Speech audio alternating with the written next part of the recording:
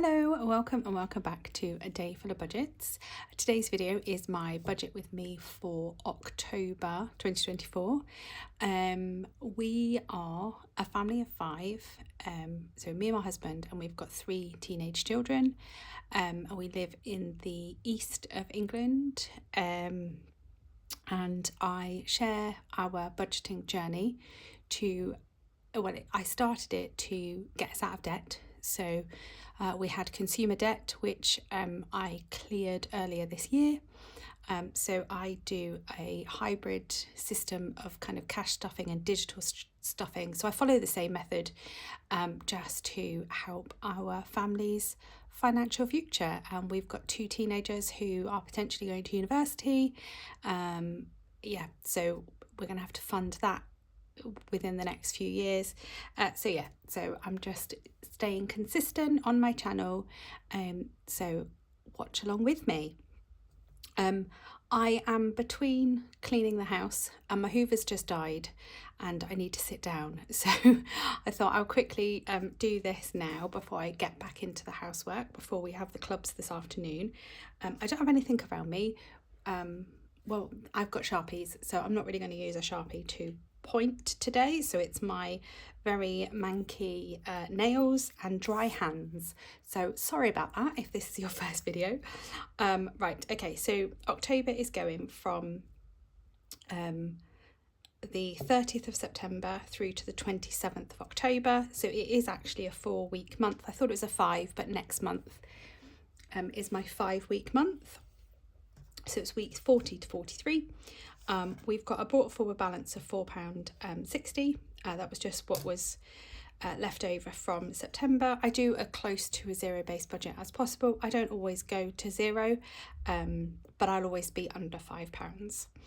And then we have various income streams. So we've got £300 in the first week, and then my husband's salary at £4,411 at 17. This is lower than it has been for most of this year, actually, and that's because he hasn't done as much overtime. We've increased his pension contributions, so I think we pay in about £1,000 a month to his workplace pension. His workplace don't match to that full amount, but they do match sort of pretty good, so yeah, definitely try and max out any workplace pensions. And his tax code has changed, so he's now got no tax allowance because they messed up earlier in the year. So that's what we've got from him this month. And then for me, we've got 673 in week 2 and then 1,710 in week 4. I'm employed and self-employed, so I get so this is most of this is my employed work, and then I get self-employed work and self-employed work. There will be other bits that will come in throughout the month, but this is what I know is kind of guaranteed. And then we've got the child benefit at 238, but we have to pay that back through my husband's tax code. It gets all very complicated, but I keep it for my tax credits to contribute to my national insurance, just in case I have a year where I maybe don't reach the threshold or whatever. So it's just the way we've decided to do it. So total income for the month is 7,336.77, which is still a great amount, and we can still do most of what we want to do, so that's really good. Expenses, we've got a few changes actually this month. So water stayed the same. Our TV licence has gone up to £15. Has everybody else's TV licence gone up? It was £13.25, it's now £15. Our insurances have stayed the same. Vet plan is the same. Mobile is £47.65. I always round it up to 50 when I do my budget, because you never know when there's a little extra something that comes on the bill. Our Sky home insurance, if you follow along my channel for a while, heard me talking about our home insurance, so I've saved it up for as if it was an annual expense. However, I contemplated paying it annually or monthly, I had decided to pay it annually, but then we missed the slot. So I'm having to pay it monthly, although there's no difference in it. But what I'm doing is I'm taking the amount monthly out of my sinking funds. So the money is going to sit in my Starling, and then each month when the payment comes out, I then transfer that amount from my Starling into our current account where the bills come out. So it doesn't get included in the budget, and I keep most of the money in the bank for most of the year. So I think it's a win-win. Octopus is down to 180, and then our mortgage has increased. So this is our first month at our renewed mortgage. Tiers are streaming, so we've gone from a 1.8% mortgage to a 4.1% mortgage. So we haven't borrowed any more or extended the term or anything like that. So we've gone from 1,165.39, and I'm rounding it up to 1,300. So I think our monthly payment is 1,265. So prior to that, it was 1,145. But to keep my standing order to the mortgage open, so when I make overpayments, it's there. I've just been paying £20 a month. I've been doing it for years. Extra. So now I'm rounding it up. So I think I'm overpaying like, I don't know, something like £35 and 31p or something like that. So we're rounding it up to £1,300. That's fixed in for the next 5 years. Okay, breathe, it's fine. And then we've got savings, business, council tax, which is still ridiculously high, 274.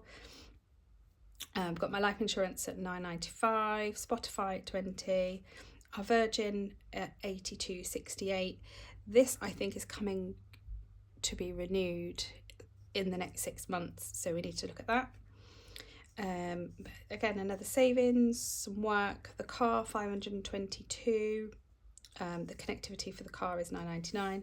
And then we've still got the £300 a month into our savings. This is a high interest, so 7% interest regular saver with my bank. And you have a maximum of £300 a month that you can pay in. So we are making the most of it whilst the high interest savings account are still there. And this £300 a month gets split between my 100 envelope challenge and our 10k challenge. So the 10k is for our long-term future. So we've got cash in the bank when we look to retire. So that's sort of where we want to get to. Or, if, the poop goes to the fan, we've got some money to fall back on. And then the 100 envelope challenge is for the boys' university. So that's how I'm kind of doing those two challenges. I'm taking the money directly from the bank, but I will do smaller challenges to top that up as well. So that comes out, and that will be coming out for the next year. Apple £2.99, and then my husband's life insurance at £24.70. And then we have my LISA payment. So this is a lifetime ISA. You can have a lifetime ISA if you are purchasing your first property, or you're saving for retirement. We already own our property with a mortgage, so I can't have it for that. So I have mine for my future. So you have to set it up before you're 40. The government adds 25% of whatever you add in. So you can add in £4,000 and then they will add in £1,000. It's just a brilliant way of saving. I have mine in a stocks and shares lifetime ISA. You can get a cash one, or I don't know what other option there is. I only know of those two. There might be others, you'd have to look. So I have that. And at the moment, I'm just putting £20 a week in. I do want to max it out at the 4,000 by the end of the financial year, but we'll see how it goes. But for now, I'm putting that in there, and I can do it. So if you've got to set it up before you're 40 and you pay in until you're 50, but you can't touch it until you're 60. That's kind of the stipulations with it. Although you can, but there's a big penalty. oh yeah, there's a big, oh hold on, no, I think the government paying 20%, but it's 25% if you want to take it out, something like that. I can't remember, you'd have to look into it. And then I've got a few other bits. So normally in my other is my son's driving lessons. However, I've been putting money into the driving lesson pot every week, whether he's had a lesson or not.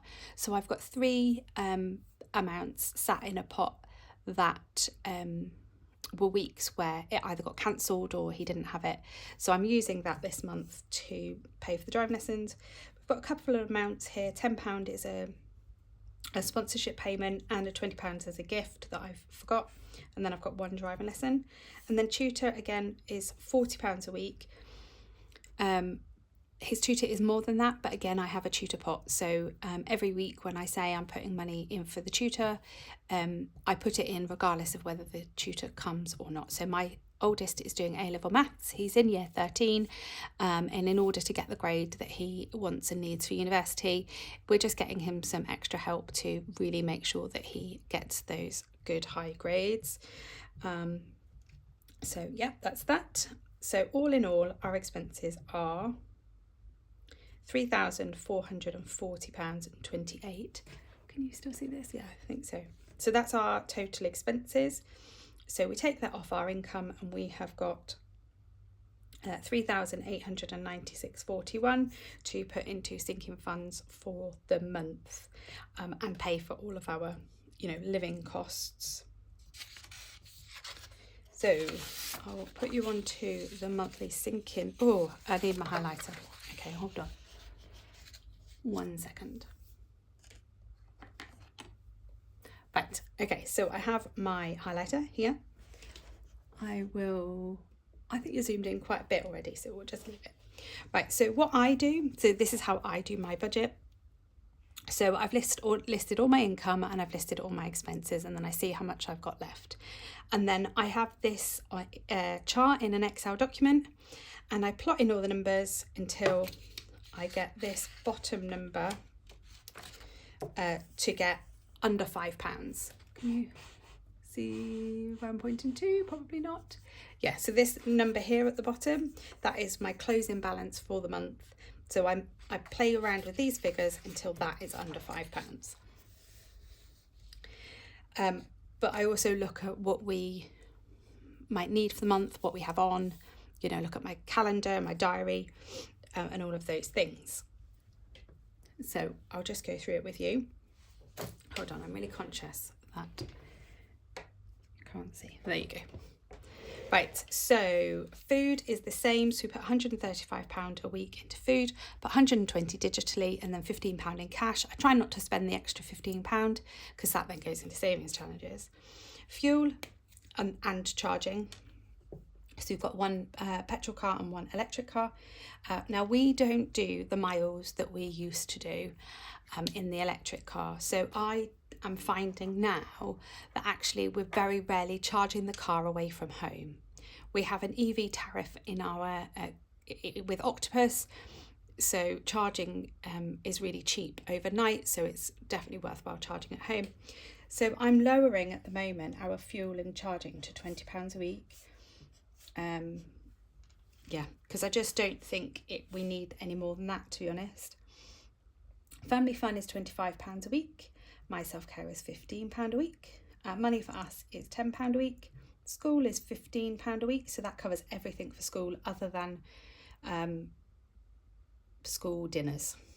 So that covers uniforms, trips, books, stationery, all of those things. Clothes is £20 a week. Health and beauty, I usually have it £20 a week, but I'm trialling it at £15 to see if we do okay. I don't think we should really need much more than that. Over the summer, we've bought loads of extra toiletries for holidays and things. So yeah, I'm going to trial it and see how we go.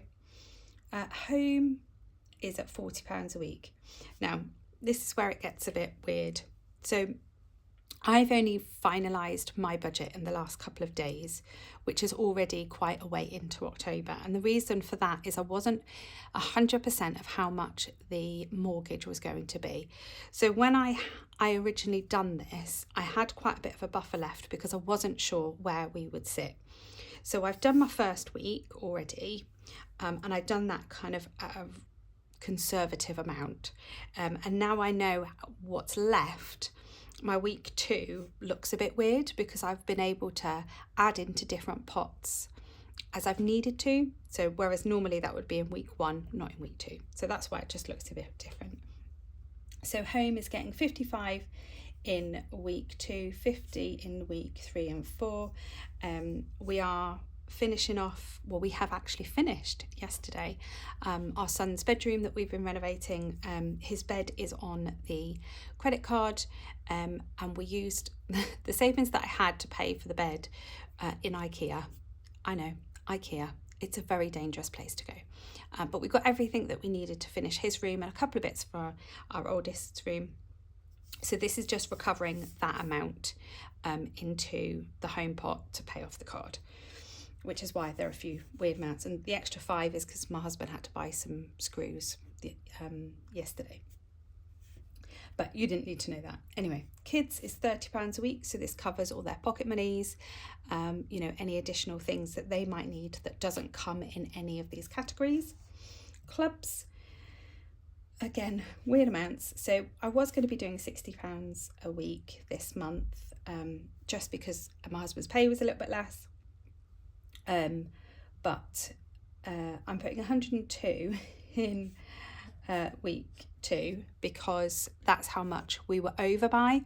I forgot that my daughter's competition fees were due this week, so I've paid those and there wasn't quite enough in there, so which is why I've put that at 102 and then it's 60 for the other 2 months. The club that she does now is a lot cheaper than the club that she used to do, and it's local, so that's why I'm not travelling as much. So school food, we put £20 a week in. This is working really well. Pets normally get 15. I'm not sure why I've put 10. I don't think they really need much. So we've got a cat and a dog. So we do have a subscription for the dog from tails.com. There is a link, I think, in my description that you can get a free month of dog food, and we are really liking it. So that's due at some point in the week, in the month, but we've already got quite a buffer in that pot anyway. Bus passes, I'm putting £11 in. The pot's sitting at £69. It's really annoying me. So I was going to add £10 this month, but I've just put it up to 11 just so it rounds it up to £80. That's just me being fickle. Tech, we're doing some different amounts because I'm following a tracker now for tech, so that's good. Nothing for glasses because that's fully funded. Car maintenance is £30 a week. And then cheer travel, so this is for travel for my daughter's club that she does. So in February, March, and I think May, she's got competitions across the country, so we need to stay in the hotels. So this is just to kind of start topping that up. We've got a good amount in there already. Ideally, I'd be putting £20 a week in, but we're going to put 5. I've already put 5 in to round it up to 500. And then I'm just going to pop another £30 in there this month. So emergency is still at £10 a week, which is fine. Annuals, we're still paying more into the annuals at £60, although we would normally pay £70 and then £60 into family annuals, but you'll see that I've switched it round. So that covers every annual cost for the house, cars, those sorts of things. So we're just trying to get sort of as far ahead whilst we can for that. And then my work is getting £60 a week. This is just to cover anything for my self-employed business and my self-employed tax. I haven't worked out what my tax return is going to be for 23-24 yet. I need to do that, and then I can finalise actually how much money I need to put in there. I do everybody else's, but not mine. So holiday, we're just putting £100 a week in rather than the 125, and that's going in cash this month, and it's going into the Save 7,000 with 7 Dice challenge, which is fun. Family annuals, we've got 70 and 80 and then 2 70s. So I've already done the 70. 80, oh, that's because I have used the other gifting amount that was in the envelope. If you can hear that noise, it's my washing machine singing to tell me it's finished. Plays a little tune. So I need to top up other gifting with £10 and then the other 70, and this is all going into Christmas in the family annuals at the moment. My husband's self-care is 15 a week, and then I have got another investment account which I put £20 a week into, and that's a trading 212 account. I have been investing in stocks and shares, or I've been learning about stocks and shares for the last few years, and I just put a small amount in every week, and I've been consistently doing that, and I've got a good amount in there now actually. And I'm learning all the time. I would highly recommend investing for anybody. Obviously do a bit of research first. There's some really great podcasts and YouTube channels that talk to you all about it. So check some of those out. And again, if you do want to start, I do have a link for a free share in my description. So if you can set up a trading 212 account, put £1 in, get your free share, and then withdraw it all and close it if you want to make a little bit of extra money, or you can keep it and invest it and see what it does. And they also have a demo platform on there, so you can sit and invest money into different stocks and shares, and it follows the actual market, but it's not actually your money. So that's quite good. I did start with that. So I put £20 a week into that one as well. And then we've got £10 into miscellaneous, which is a cash envelope. And then challenges, we've got £100 in the first and second week, and then 145 and 160 in week 3 and 4. And that's just because of the challenges that I want to do. And I could manage to get the budget to do it. So all in all, across the month, we've got 3,893 going into our variety of sinking funds for short term, medium term and long term. So a lot of these savings challenges down here, so there's £500. So some of that goes into quite long term savings as well. So across the board, we do save a nice amount, probably not as much as I'd want to, but we've got teenage children and a house to renovate and a life to live. So that is the budget for October. So I'll just take you back to this page. So just so you can see, so those sinking fund numbers feed into this bottom row here, and then that gives me my available balances throughout the month. I do monitor when it comes into the minus, so I'll know that I might need to just wiggle some money around to make sure that everything gets covered, but it's fine. It sorts itself out in the end. So that is my budget with me for October. Thank you so much for watching. Please give the video a thumbs up, subscribe to the channel if you're not already, and follow our journey throughout the month. So I'll be doing cash stuffing, weekly check-ins throughout the month. So with that, I'm going to go and finish my housework before we have to go and do the club runs this afternoon. I hope you've had a great weekend. This will actually probably go up on Monday, because I'll do my check-in video later this afternoon and I'll put that up tonight. So today's Sunday.